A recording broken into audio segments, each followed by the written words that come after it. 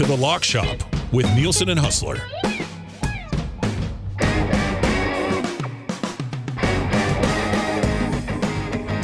All right, it's 11:02. Welcome to the Lock Shop. What's going on? It is Dusty with you.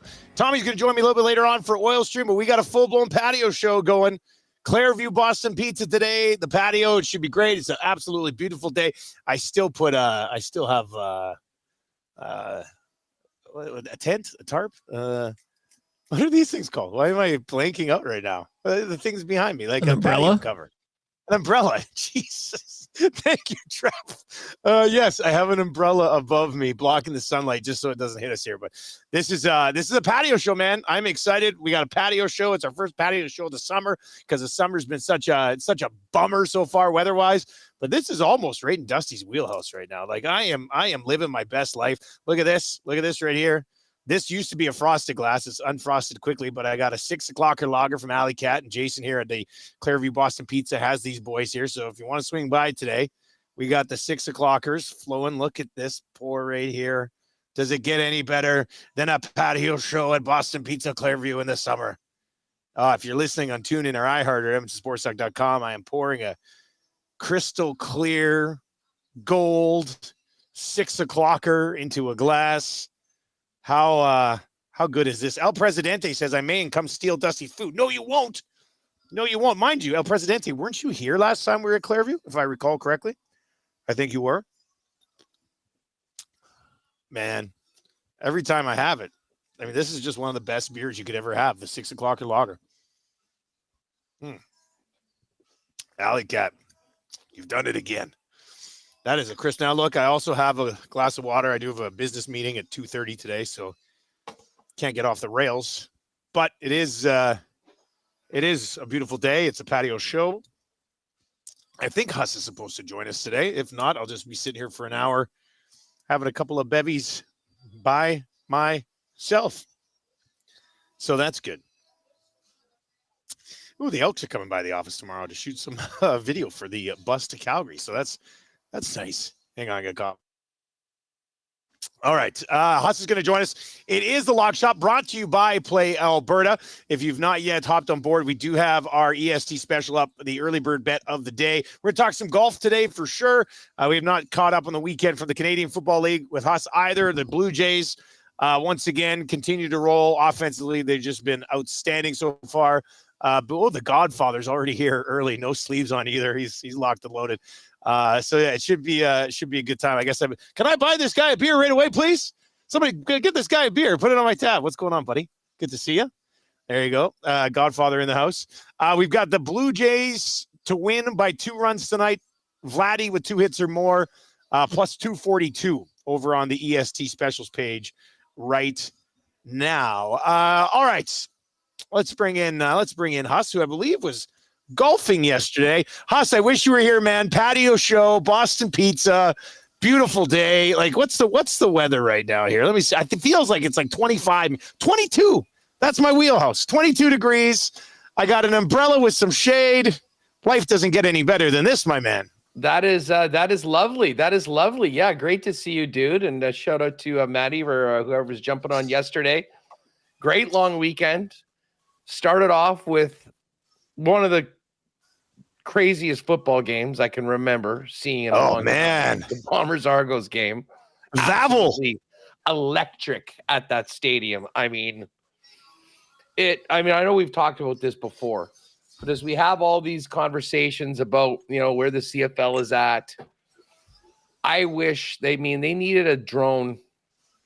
I tweeted this out, I think. Like, that Rum Hut area in the North End was a freaking nightclub. I saw you say that. Like, crazier than usual? Listen, it was the Friday before the August long weekend, middle of summer. I mean, it is absolutely stunning as to how many young people were there. I mean, I'm telling you, from 18 to 23, 24, there was a few thousand of them. And yeah, like, they were getting into the game a bit. They were also getting into the social scene there. And then the game delivered. I mean,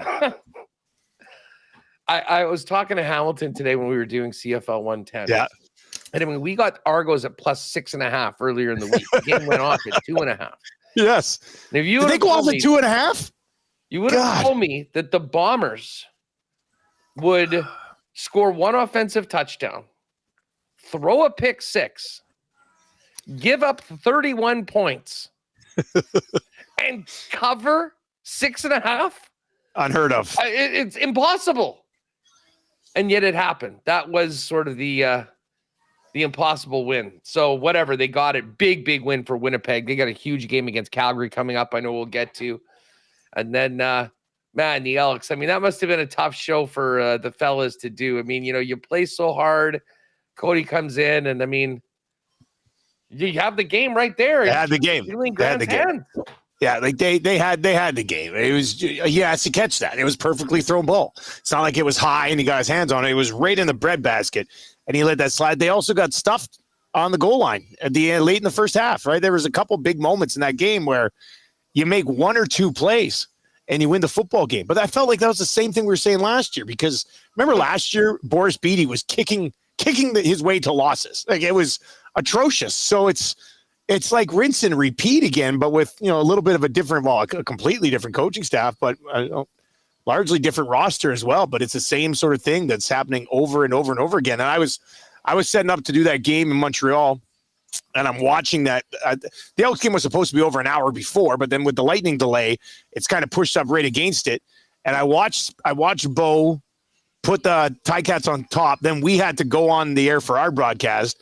And then I didn't know what happened in that game until I was watching our halftime show, and I was watching the highlights, and I see the drop from, I was just like, come on. Like, Cody Fajardo put him in a spot to actually go win that football game. That's the second blatant end zone touchdown drop that Julian Grant has had this year. So, I mean, the numbers on the postgame show were great. I mean, people were fired up. They still care, not as much as, maybe they would if they were contenders right now, but still, I mean, absolute heartbreak. I wanted to go back to that Bombers game for a second, though, Wes.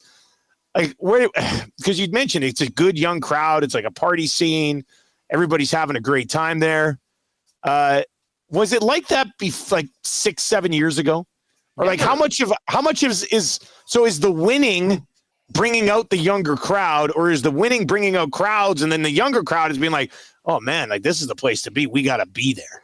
Like, listen, the crowds are still strong in the new stadium. I mean, they were regularly getting 25 plus, but it seemed that winning the Grey Cup the way they did in 2019, then losing the season, and then coming back finally.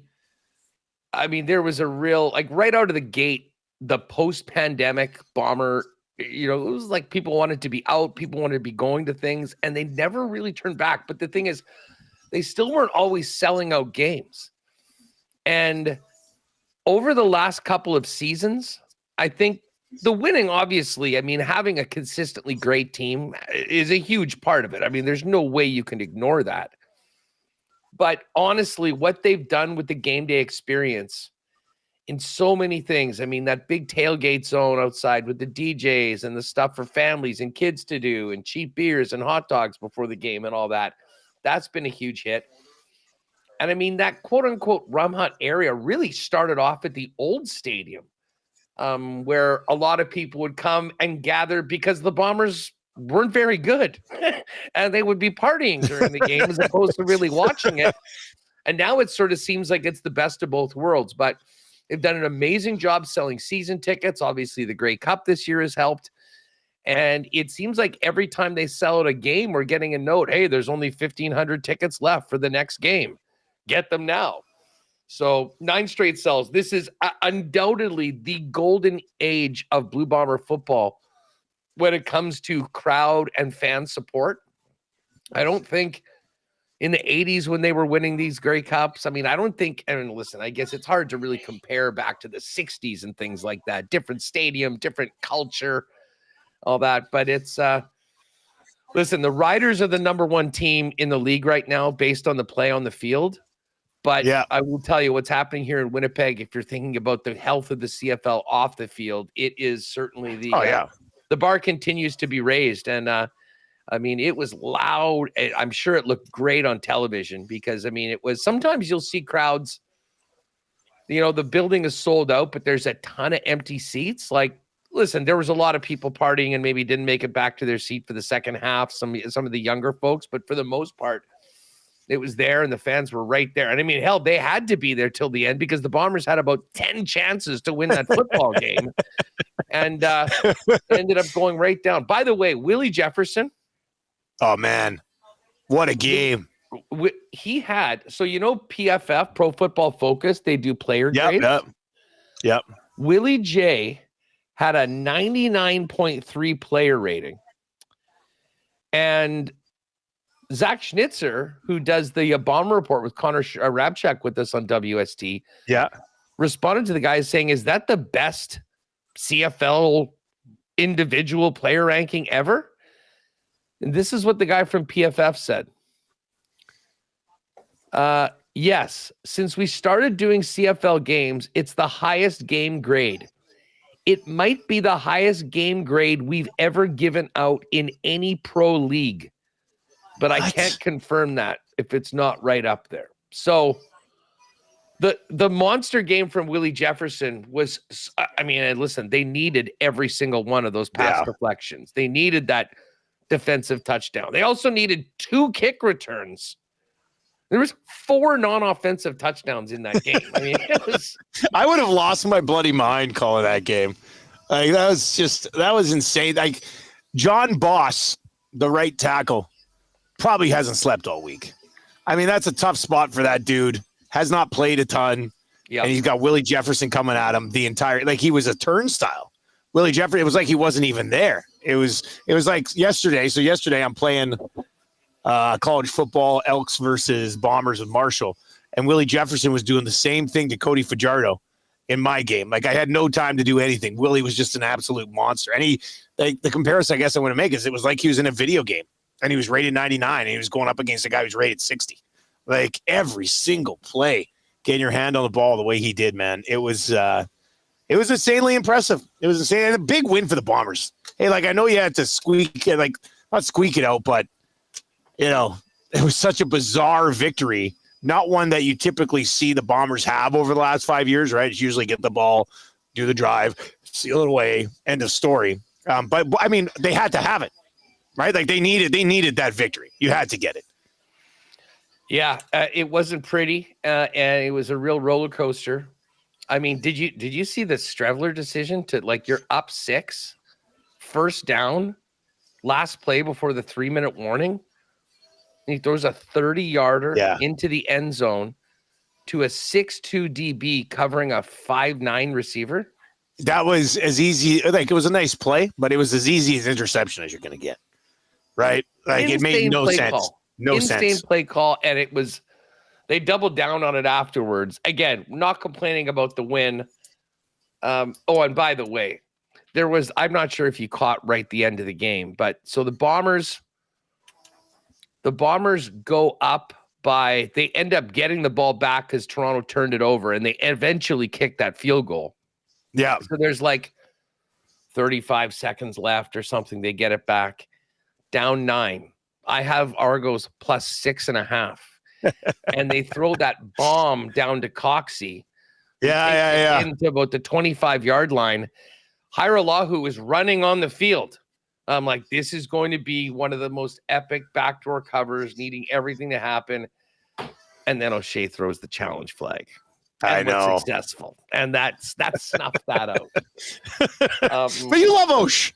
Tough one, but he's your guy. But could have just let that be. The fact that we got those numbers when we did. Listen, the Montreal one didn't. Obviously the Winnipeg one didn't work out. But Ottawa was the easiest cover. I mean, they were 5.5-point dogs to start. They ended up as 3.5-point favorites. 9 points of line movement. Obviously, they ran away with it, and it paid to get Edmonton early in the week. Because Edmonton opened, it was like 5 or 4.5. And of course, it closed at 3.5. So getting the early line got you a win if you were on the Elks as opposed to waiting until game time. So, looking forward to get to those games. What games are you doing this week? I just have Calgary. I am in Calgary. We've got our Nasty Bash on Friday. which is like the big party we have, like a hall party. It's at the St. Albert Rugby Club. Yeah, that's happening Friday night. And then I'm going to Calgary to do the game on Saturday. It's an aggressive schedule to have to call a CFL game in another city. I know. But we looked at the like when I got my CFL schedule, we sort of set it out and looked at it. And the only other weekend that I really had like a day off that I was going to be around, or I wasn't going to be around. I had a weekend where I had a call on Thursday, then I went to Drumheller with the family. And then the third weekend of August is always the fantasy hockey and football drafts in Lethbridge. So I take that weekend off. So this was literally like the only night we could do the Nasty Bash. And it's like, yeah, but you got a game in Calgary at 5:00 the next day. I said, sometimes you have to be a man and just suck it up. Do you have to drive? So yeah, I'm driving down, but I mean, it's like a 2.5 hour drive. Yeah. So it'll be good. It's a 5:00 start, be at the stadium at like 3:30. I'm out of Edmonton by like 11. It'll be fine unless there's car trouble or traffic. Then I'm screwed. So fingers crossed that it'll be okay, or else it'll be suits will just be calling the game and doing color, which should be a nice challenge for a veteran broadcaster like himself. Okay, Huss. So the lines this week, and it's already Wednesday, so might have seen a little bit of movement already, but I'm sure you've seen these lines already. And, we have actually, the Elks Alouettes game has moved a full point since this morning. That was at 4. It's at 3 now. What do you think of the Elks just being a 3-point dog on the road in Montreal? I'd prefer it at 3.5 or 4. Yeah, it'd been 4 all week until right now. It's just right now. I will be honest. I kind of like the Elks here. Cody Fajardo going back to Montreal. Montreal did not look very good. Now, listen, they got – I don't know whether we've ever had a larger gap between the top defense and the last defense, but Saskatchewan is somewhere here. Yeah. And Edmonton is like way over here. Yeah, they're in Brandon right now if you're doing your comparison. It's another sort of lame game for the offense, MBT. I mean, Philpott Mac being out is devastating to Montreal. We had Sean Campbell on this morning, and Campbell said there are no reserves coming. Like Dequoy left last game, Ento couldn't go. Ento was a game time decision, so maybe he'll be able to go this week. But it's not like all of a sudden they're going to get 5 guys healthy, right? No. And they're 1-3 with MBT at quarterback. So, and listen, I think Cody's just putting this team in. It's giving them a chance to be in these games in the fourth quarter and potentially win. And I wouldn't be surprised if the Elks win this game outright. I kind of feel like what I said last week about Ottawa when we didn't know, when we thought Vernon Adams was still on. I mean, this sort of is their season here. You know, they missed a great opportunity to get a win that a lot of people didn't expect them to get against Hamilton. And, I think they go in. I mean, as I say, on the spread, it's too bad if you're getting it right now because I think there was a better number out there. But I think a lot of people realize that Edmonton's a pretty live dog in this game. So, yeah, I mean, Edmonton, let me ask you, the game that I had the hardest time picking was last Hamilton, week? BC. This week? Yeah. Yeah, because you guys already done CFL 110. That's coming up later, right? BC, that'll be available. On CFL 110 will be after WSG today. But I mean, this BC game, and I don't know what it was yesterday. I think it was maybe 3.5 or so. It's 3 right now for BC. Yeah, I'm seeing it at 3.5 still right now. BC coming off of the bye. Why? Hamilton's on a short week. Yeah. BC, they lose this game. They're at the midway point of their season. They'll have 9 games played with only 3 wins and being swept by Winnipeg and Saskatchewan. So this is an absolutely huge game for BC. Listen, I think that Hamilton is humming right now, but don't overestimate or underestimate what sort of an advantage BC has in preparation for this game. This is a great spot. This is a great spot for the Lions. It is. As far as road games across the country at Ontario, this is about as good as it gets. I think Nathan Rourke is going to be really good, is going to be good to go. And I think this is going to be a really tough one for the Hamilton Tiger Cats to turn it around and keep this winning streak going. So, yeah, I think both of those teams that we talked about are live dogs, buddy. I agree. I mean, listen, I got a lot of respect and for Hamilton, what they're doing right now. And to be honest, I do think that Hamilton has like a real advantage when it comes to the coaching side of things.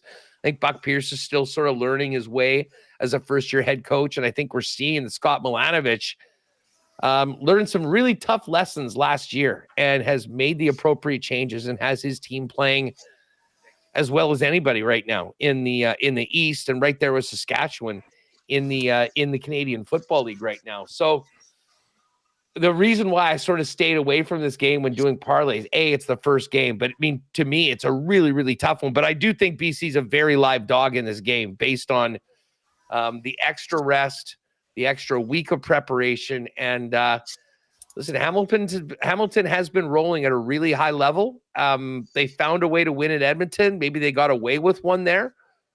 But I think they'll have their hands full with the Nathan Rourke-led Lions team that is going to be desperate to get to the midway point at 4-5 as opposed to 3-6.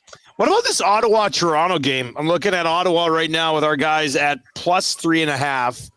They beat a Calgary team that had PJ Walker making his CFL debut, missing basically 4 of their top 5 receivers. Dedrick Mills was the designated American, could only play for 25 plays. Like, Calgary, I don't want to say Calgary just mailed it in, but Calgary didn't have much of a chance in that game against Ottawa. So I don't want to let that Ottawa victory over the Stamps kind of cloud us too much on Ottawa. But then at the same time, they're getting Toronto. I mean, it should be a pretty close football game. You're getting an extra half point on Ottawa right now. Where do you come out on the Red Blacks and the Argos? And we'll do our picks later in the week officially. I mean, I'm around all week this week, so we'll do it later. But my early lean is on the Argos. Yeah. Like, I still can't believe they lost that game the way that they did. Now, I guess if you're going to go and give up 2 special teams returns and a defensive touchdown, it's going to be tough to win. But that was sort of lightning in the bottle for the Bombers, in that game last Friday. I think Coxie is right behind Kenny Lawler right now as the top receiver in the league. Yeah, I mean, Coxie is one of the best deep threats for sure in the league. But yeah, I mean, if you're doing top 5 receivers right now with some of the guys who are injured, Coxie's right there, buddy. Like Lawler, who else are we? Lawler, Coxie, Hatcher's having a great year again. Justin McInnes isn't having a great year. When healthy, MLS is great, but those other 2 guys, Myers and Keyshawn Johnson's having a great year. Yeah. Getting worried about my under 1150. He's barely played in the last 2 seasons. So yeah, like Schoen's barely played. He's probably not there. Yeah, I mean, you're probably right. And this isn't just by default. Coxie's a legit threat every time. I mean, what they say on the broadcast, for him, when they throw it up, it's a 70-30. It's not a 50-50. Like, he'll go get it. But listen, Ottawa, I think Ottawa, the defense stepped up big time in a great situation for them playing against a decimated Stamps team without VA. I think now Ottawa goes into Toronto. Toronto knows the importance of this game. I think Dinwiddie has them ready to play. And listen, their offense has been doing some things, and their defense played really well against Winnipeg too. Again, when you break down how they lost that football game, 2 touchdowns off special teams, and then after getting a pick 6, they basically gave a defensive touchdown back to Winnipeg. But they are a team. I feel that they're much better than their record is, and I kind of feel Ottawa, although they played with a bunch of different quarterbacks, sort of is a little closer to where they are in the standings right now. So to me, I think this is a big, big resounding statement for the Argos that they are pushing up towards the Alouettes and the Hamilton Tiger Cats. And certainly between these 2 teams that are mired at 2 wins, I give the Argos the lead. All right, and then we have Winnipeg, Calgary for a 3rd time this season. Calgary's already beaten them twice. This is the game I'm doing this week. I got one this week. It's Calgary, Winnipeg. I look forward to it. Yesterday it was 6. I'm looking at 5.5 right now. I'm expecting Vernon Adams to be back. That's definitely a VA line. What's the latest on Collaros? He's returning too here? Yeah, and Stanley Bryant. Right. So we get Collaros versus VA.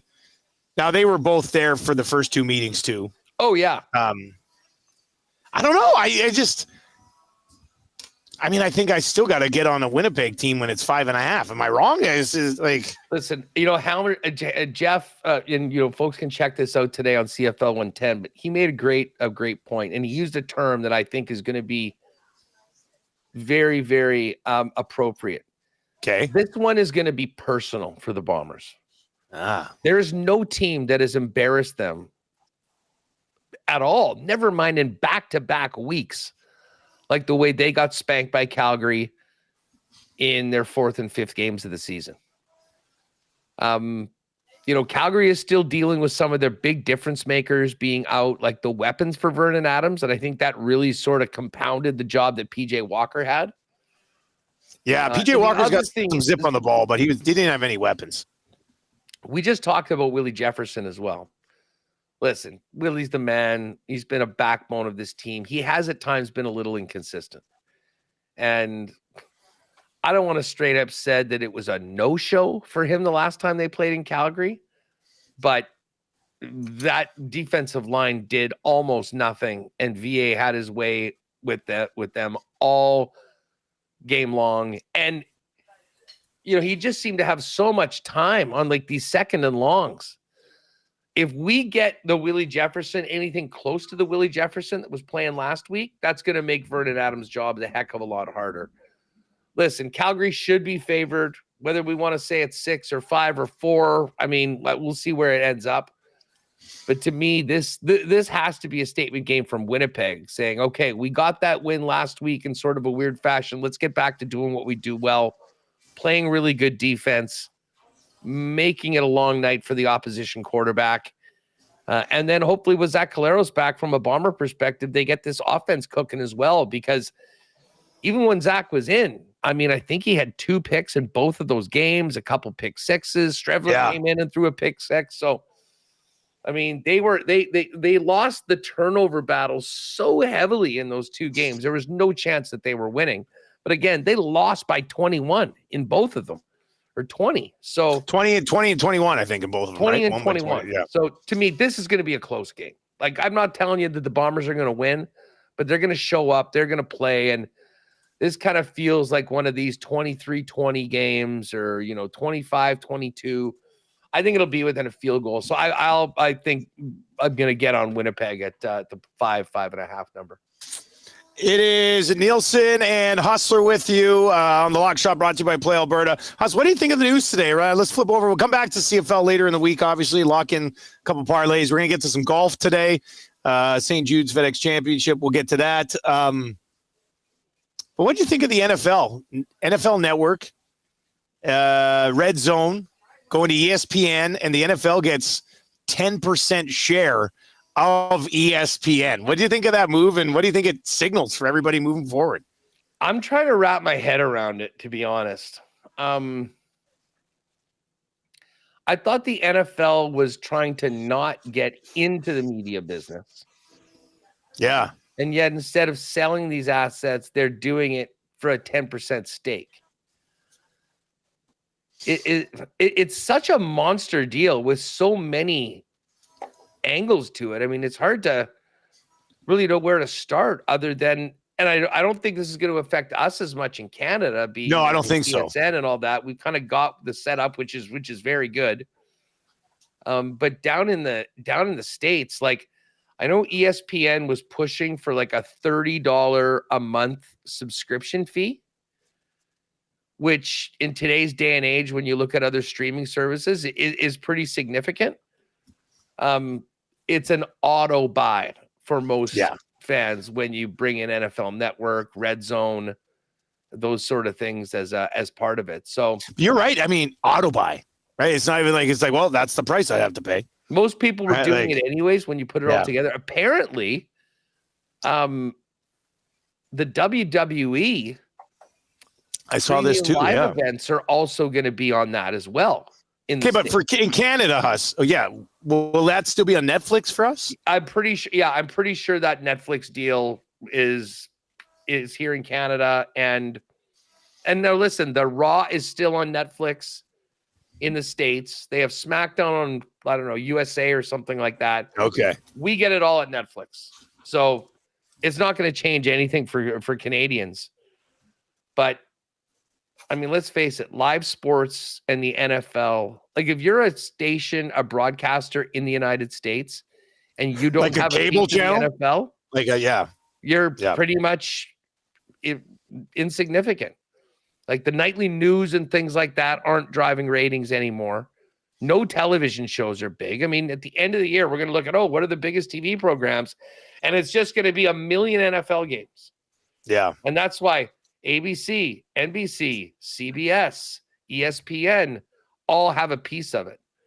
So whether that changes in the future with ESPN being in bed with the NFL and them making 10%, I'm not sure. But it is certainly for people south of the border, it is going to change things a little bit. But I have a feeling it might end up being, because most people are with ESPN anyways, that it might end up being a win for consumers, although they'll probably have to pay a bit more. I have to say, I can smell your wings from over here. Like Godfather's got a plate of wings over there. He's sitting, what are you, 10 feet away from me? 10 feet away from me. I can smell the wings. Like that's how good these wings are hitting right now. Like hot. I'm gonna have to maybe. Yeah. What do you get? What did you get? What do you got there? Barbecue. Two plates of barbecue. Nice. He's got 2 orders of barbecue wings. Double barbecue. Double barbecue. He's going double barbecue. I will say the Godfather has great taste. I always get barbecue wings at BP. Do you always get barbecue wings? I love really. And in a lot of places I don't. Barbecue wings. A lot of places I don't, but I love whatever the sauce they use on it. I think is just perfect. So he says he knows it's not 7-Eleven, but it'll have to do. Yeah. Well, hey, listen. Yeah. You're a big BP's guy of too. All the things I love at Sev, to be honest, the wings are not at the top of the list. We've all tried them. Shocking. I think I just got an email actually from Sev telling me that this month they were 89 cents a piece. I don't know whether you have to use your Sev promo code. Here's the thing. You don't even have an account. That's just 7-Eleven emailing VIPs. Yeah. That's what that is. It's just like they texted me. Us. Yeah. The owner of the local Sev was like, us, we got wings on for 89 cents. Heads up. One down. Hey, we're going to get to the golf here, but did you watch SummerSlam? We were talking about wrestling. Did you?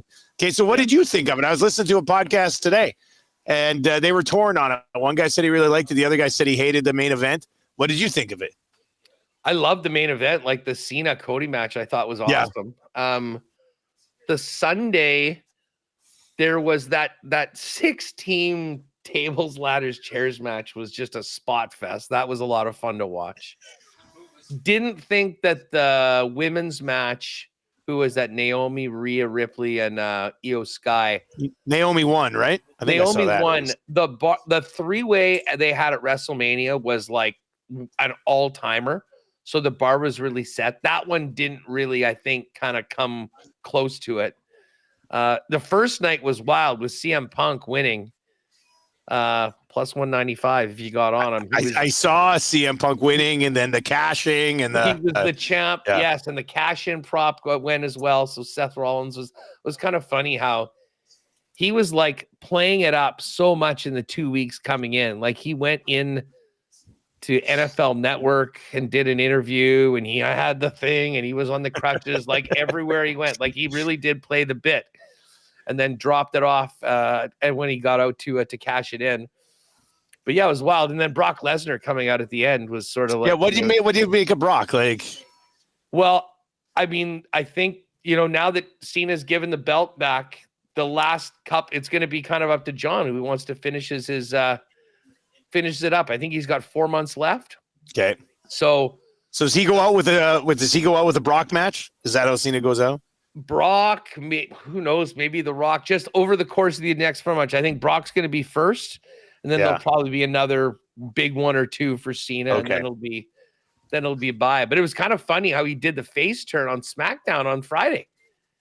He just kind of came in. He'd been the bad guy, and he said, "This is BS. I've been, pushed around. This is not who I want to be." And just, I saw a bunch of people complaining that they did that on SmackDown as opposed to at SummerSlam. It was strange. It was interesting. But if you did know that was the case, and then I guess they talked about it on the Saturday event as well and showed it, kind of changed things a little bit. But yeah, overall it was fun. I mean, 2 days is a lot, But it was fun. We were out golfing. We came back. The beauty of it being on Netflix is if you're not looking at your phone, you can start it wherever the hell you want. And did you win the golf? I thought I saw you won the golf. I did. It was a no. Let's. What do you shoot, Huss? Like, what do you shoot? Like, I shot 96, and you won. Yeah, handicap, as they say, this wasn't a high level. This wasn't a high level. I think I won by a stroke. We played 2 courses outside of the city, 2 really nice ones. One that I'd never been to before in Pinawa, and the other one, Granite Hills, which is top 2 or 3 in the province. Nice. But I will say this, not built for back-to-back rounds anymore. Like, there were some great shots. Actually, I chipped in from the fairway on the first hole of the first round. Come on. What a tone setter. Yeah. Yeah. I think I had a bad shot beforehand, so it was a chip in for par, but I digress. No one needs to know that. It was a chip in. It was amazing. Chip in's a chip in. What are you going to do? But it was fun. And, dude, like, so this area of Manitoba, there's a big dam by Pinawa, like a hydroelectric thing. And I guess they've got some diversion or whatever that creates like this rapids. And anyways, I hadn't been out there. We get to the 3rd hole. I look over. There's a bachelorette party, all in bikinis. You've been full-blown bachelorette party all year. Remember earlier? Listen, you get out to these areas on the weekend, and it's on. So there's a tubing, like, you start up at one thing, you get you go in. So this is right by the thing. So all these girls are ready to go, having a blast, having a drink. We get a couple holes later on, and we're basically on the water, and there's like 40 tubes, people yelling at us. Look at this, Tommy Gazzola in the house. It was a scene. It was a real scene. He heard you mention bachelorette party, and he was just like, I gotta come over and see what's Tom up. Gazzola all of a sudden appears. What are the chances of that, it's like a genie saying 3 times, I wish. Wow, amazing. The tubing scene up there was amazing, and then yeah, we did Granite, which if you're any Manitoba people, if you're looking for a hell of a great golf course that's worth the drive, that was it. So it was good. Ripped some jet skis for a little bit. I mean, it was just a great summer weekend. That sounds like a nice weekend, buddy. All right, well, let's transition into golf, man. Why not? Why don't we dive into it here a little bit and put things together? Hey, hold on, just quickly before we bang out these golf picks. This Blue Jays game is an afternoon game. It's a 1:10 start, so it gets rolling in about an hour and a half. Afternoon. What are you seeing? Like, the run line for this game I saw yesterday was -2.5, and of course they covered. I mean, we got batting practice for these guys right now. Yeah, I mean, it's basically, we cashed one yesterday. It was Jays -1.5, Bo Bichette 2+ hits, and we went back to that well today, and we already are on Blue Jays to win by 2 or more, and Vladdy with a couple of hits, and that's +240 right now. So we got a piece of it already, but you're right. This is kind of batting practice for the Jays right now, right? Like, what was it? 5 homers yesterday? Varsho had 2. Vladdy had 1. Yeah. Barger had 1. Lucas had 1. It was insane. I mean, they're raking right now. Dalton Varsho's return to the lineup. Man. It's what they always say in the NHL, the deadline, self-rentals. When you get a guy back, you're like, we'll just keep him. Yeah, where did this guy come from? That's a huge addition. Well, the funny thing is, I mean, Springer's out right now. Like, they got to find a place for him in the lineup when he comes back in, presumably. So, anyways, it's good time for the Jays. They got to get this win today because they're off tomorrow.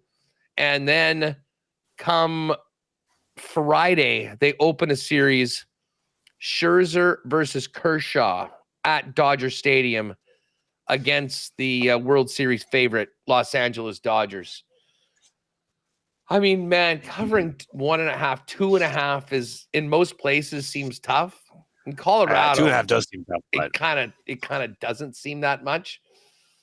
I do like the who do we like for a homer today? Like just a straight up homer prop. That's a good question. Bo's around 4-1. What's Vladdy at today for a homer prop? Where's Mr. Guerrero? I'm seeing around +275 or so. Miles Straw. I don't hate that. Kirk not. I mean, what's Varsho's? What do we got for a Varsho number? Dalton Varsho. I don't see it. I'm not sure that he's in. Actually, is he going to have a day off today? Do we Let's have see the if we Jays can. Let me see if we can find their lineup here. Let me see. Yeah. Keegan Matheson would usually have. I got it, their right? Twitter right here today. Okay, today's starting lineup: Davis Schneider leading off, Ernie Clement, Vlad, Bo. Oh, France is at first base. Kennedy's at second. Luke's, Heineman, Straw, Gosman. Oh, so mixing in a lot of today. Yeah. No Barger today. So yeah, I mean, I think if we're looking at that list, I think we basically got to go Bo or Vlad. Yeah, if you're looking for a home run, I mean, if Vladdy goes back to back here. I might jump on the Bo total bases. I was looking at Vladdy total bases today over 2.5. It was a plus number. Yeah. I think it was like plus 117 or something. Vlad, yeah. And what's Bo? But basically the same thing. Yeah. Over 3.5 is interesting because it's something, if you get a homer, you got it right there. Or you can get a couple doubles. I mean, the way Bo's hitting right now, I mean, he can get 3 or 4 hits in a game. Yeah, we've been milking that one pretty good. We decided to kind of go away from it today, but I don't hate the idea of just, I mean, you go Bo total bases over 2.5 or over 1.5 hits again. It cashed last night, no problem. I'd be surprised if it doesn't again. Yeah, I mean, listen, I think we just have to keep on hammering these run lines and a couple props right now with the Jays, at least in the series against Colorado, and hopefully they can. And then they get the Dodgers, right? Big game against the Dodgers. Big series. Dodgers on Friday. Exactly. Yeah, that'll be big. And you know what? Through all of this, the Yankees are a joke, but the Boston Red Sox. Yeah, they've been hot, right? The Red Sox have entered the chat, and they find themselves 3 games back. They've won 7 in a row and are 9-1 in their last 10. While the Jays and the Yankees have scuffled a little bit. So Yankees have lost 5 in a row. How about that sweep at the hands of the Marlins on the weekend? They lose that game 13-12. Yeah. And all 3 of the big pitchers that they brought in at the deadline went into that game and all got lit up. It was like the nightmare scenario for Brian You hate to see it. Hey, you hate to see it. Boone has no answers right now whatsoever. None at all. Hey Tommy, that was yeah, we got to connect it back in there. It's upside down now. Oh, sorry, I was talking to Tommy about a banner. One other thing, because the Jays are playing this afternoon tonight, you might be thinking about what the heck you're going to watch sports wise. Yeah. Semifinals of the Montreal women's what is it? Is it the Rogers Cup or the the Canadian? Yeah, the Canadian playing. This Victoria Mboko taking on the 9 seed Rybakina. Like, he's already beaten Coco Gauff, the number 1 player in the world, and did it resoundingly. I think it was 6-4, 6-1. I am riding with the Canadian in this one tonight. I've seen anywhere from like plus 180 to 2-1 for her. So maybe we throw that in with the Jays for today's game or something like that, just on a money line. I can throw that in there. Yeah, I think that she is a very live dog, and what a story right now at the tournament, knocking out number 1 seed Coco Gauff and giving Canadian fans something to cheer for tonight. The crowd will be behind her this evening in Montreal. It's Nielsen and Haas with you. It is the Lock Shop. You can text us anytime, 780-218-9999. We are at Boston Pizza Clairview. It's a beautiful afternoon. We got a patio show on the go. Haas, let's slide over to golf here before we wrap. Who you liking? Who you liking this week? St. Jude's. You know what? I am liking Mr. Xander Schauffele. Hey, buddy. Top of the list. Xander Schauffele, top of the list right here. Xander, I think Xander is the play for me, at least. He is, listen, he's a big money player, one of the top guys in the world. You've got a great field here. Scotty Scheffler is probably winning it when it's all said and done at the end of this. But for the first event at a place where Xander's done really well in the past, I think Schauffele is the play. He was T2 here last year, right? Yeah. Oh, yeah. Like he's always and he's been right good there. in the last few weeks overseas. So Totally. He's rounding into form right now, knowing that the Ryder Cup is just around the corner. It's interesting. I mean, in that group from 25 to 33, the whole bunch of players. I mean, JT, Aberg, Hovland, Hideki, Morikawa, and then Burns, Cantlay, Connors, Aaron Rai, your boy Sepp Straka, Cam Young after that big win last week at 75-1. And then another group, with Berger, Keegan Bradley, Harris English, Ben Griffin. I'm not sure I'm looking as far down as the 40s or the 50s. I mean, certainly my biggest bet is going to be on Xander. I have been waiting for Ludwig Oberg to pop for a while. This might be a good place for Ludwig to do it. 28-1. I'll consider a piece of him with that one. And I'll tell you what, Corey Connors, when you think about the way he looked, especially with that final round at the British Open, his game's been in a good spot. I mean, maybe we look at Corey for a T10 at sort of 220. And as I say, I will put a little sprinkle on Keegan Bradley in this one, just knowing that he would love to take any question out whatsoever of his participation as a player in the Ryder Cup. But I did think that last week, and he wasn't very particularly good. But hey, it's a big money tournament. The FedEx Cup playoffs are here. So a little bit on Bradley. We'll do a T10 on Connors, and then the bet is Xander Schauffele to win. Yeah, I like Xander Schauffele as well. Got him in the mix. I got Matty Fitz this week as well. I mean, he's been playing extremely well. It was like he completely disappeared. And all of a sudden, he's come back and gone T8, T4, T4, T8. And he scored par or better in 22 straight rounds. And he has 3 top six finishes at TPC Southwind. So I absolutely love Fitzpatrick. And then, don't love him, but he's further quite a ways down the board. I'm going to sprinkle Wyndham Clark here a little bit as well. T4 at the Open, 3 other top 20s in his last 5 starts, and finished last year here with a 64 for a solo 7th. So he finished strong here last year, so mentally he should be coming in pretty good. Way down the list, but if you're looking for somebody a little bit deeper down, I don't hate Wyndham Clark this week either. So Wyndham. Well, maybe if he gets his anger management issues together, he can go out and have a nice 72 holes. Don't bust up any clubhouses or anything like that. He's been good lately, though.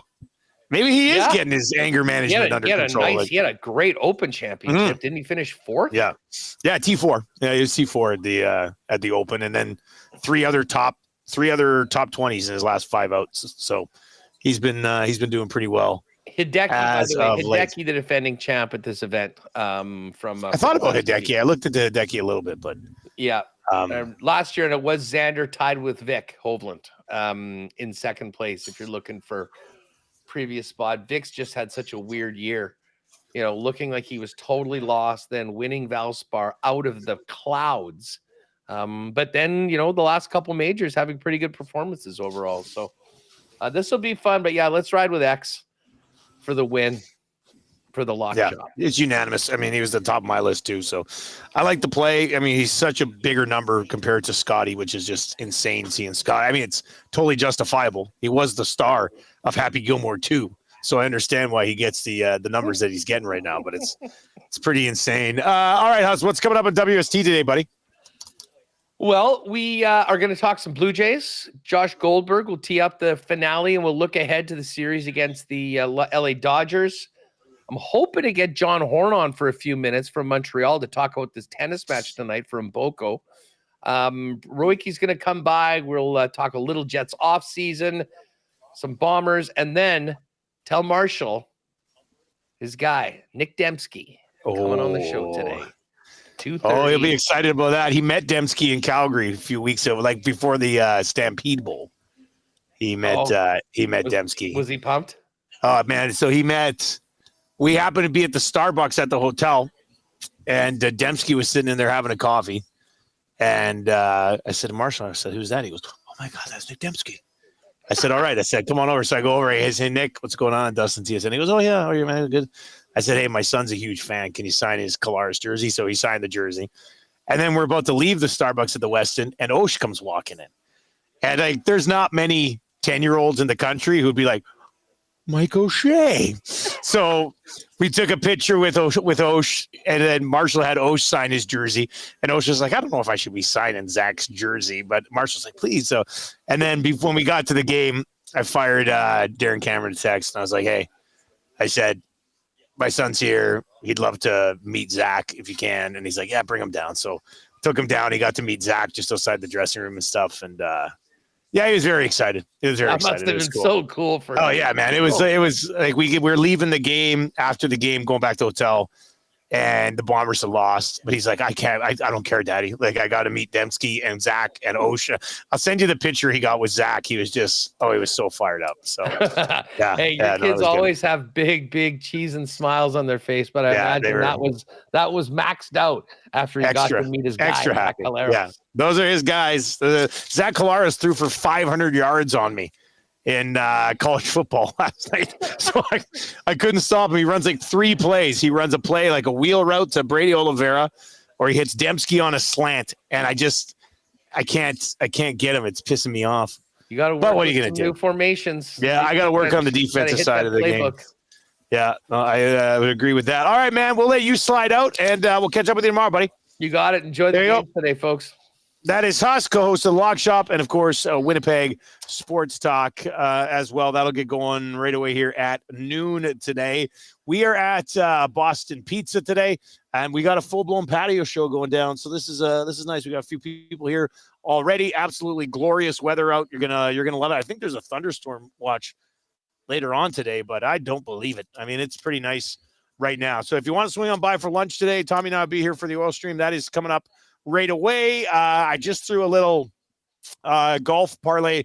Well, they said it's already up. That's extremely quick. I just sent that thing. Let's see what they got for us here. Let's see, EST specials. It's still cool going to see the EST specials. All right, so we got plus 950. Xander, Matty Fitz, and Wyndham Clark to all finish top 20 at the St. Jude's event. Plus 950. Shoffley, Fitz, Wyndham Clark.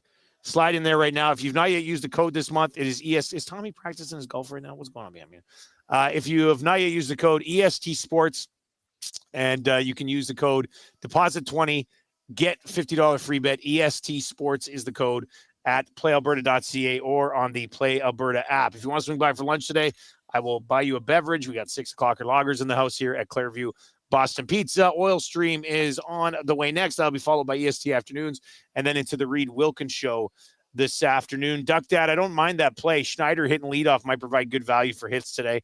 Yeah, that's something we could look at as well. And Big Maple saying Marcus Semien to go yard against the Yankees. And of course, Big Uke is there, says Tommy's tab, which is always fun as well. If you want to swing by, we're gonna be here all noon hour. Oil Stream live from Boston Pizza Clairview. Should be a pretty good time. That'll be coming up as soon as old social butterfly there, Tom Gazzola. We'll get him settled in here. Oil Stream coming up in less than 5 minutes. If you're listening on TuneIn or iHeart or EdmontonSportsTalk.com, a couple of promos, and then we'll have Oil Stream. And if you're watching on YouTube, turn on autoplay. That'll take you right on over to the Oil Stream. What we're going to talk about on the Oil Stream today is, I know they're good buddies, but Dreisaitl's on his honeymoon with McDavid and his wife. What's up with that? We're getting into that coming up next on the Oil Stream. Thank you very much for joining us on the Lock Shop. Best of luck if you're riding with us tonight. We'll talk to you tomorrow.